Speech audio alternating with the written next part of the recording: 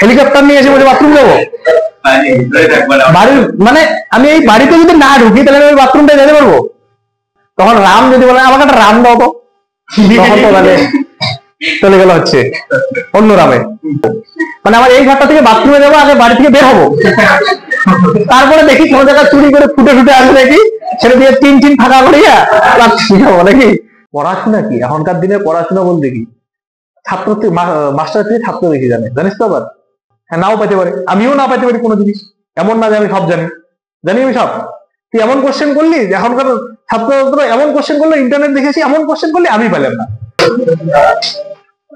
আজকে তাহলে আমরা আগের দিন কি করছি, ফাইল করা হয়েছে।